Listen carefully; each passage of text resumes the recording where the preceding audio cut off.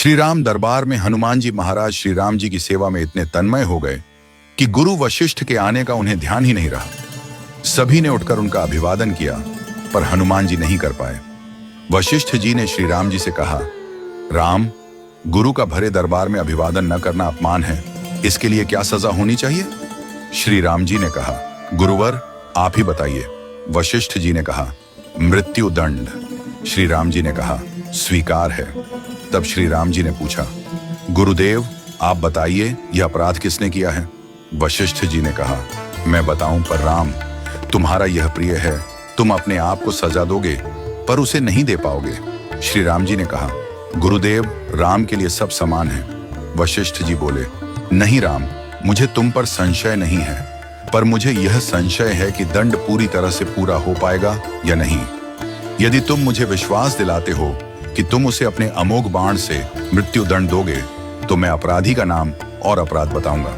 श्री राम जी ने फिर अपना संकल्प व्यक्त किया। तब वशिष्ठ जी ने कहा, यह अपराध हनुमान जी ने किया है। हनुमान जी ने स्वीकार कर लिया। फिर श्री राम जी ने दरबार में घोषणा की कि कल सायंकाल सरयू के तट पर हनुमान जी को मैं स्वयं अपने अमोघ बाण से मृत्यु दंड दूंगा। हनुमान जी घर गए तो उदासी की स्थिति में उन्हें देख माता अंजलि चकित रह गई। उन्होंने बार बार पूछा, क्या बात है मेरे लाल? महावीर हनुमान जी आज इतने उदास क्यों हो? हनुमान जी ने कहा, माता, अनजाने में यह अपराध हुआ है।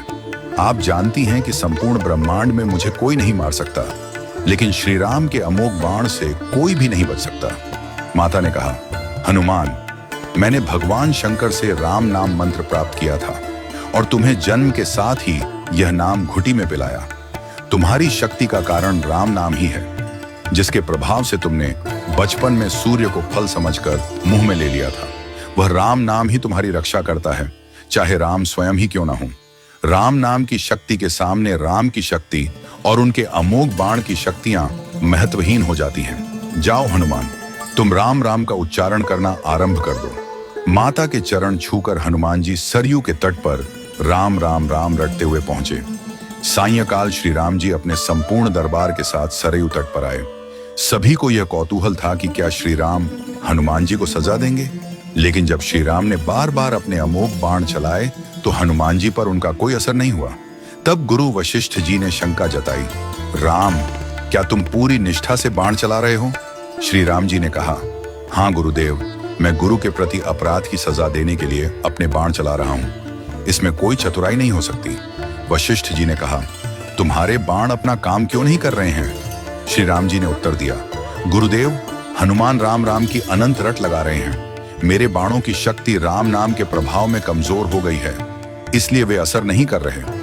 गुरुदेव वशिष्ठ जी ने कहा, राम, आज से मैं तुम्हारे दरबार को छोड़कर अपने आश्रम जा रहा हूं, जहां राम नाम का निरंतर जप करूंगा।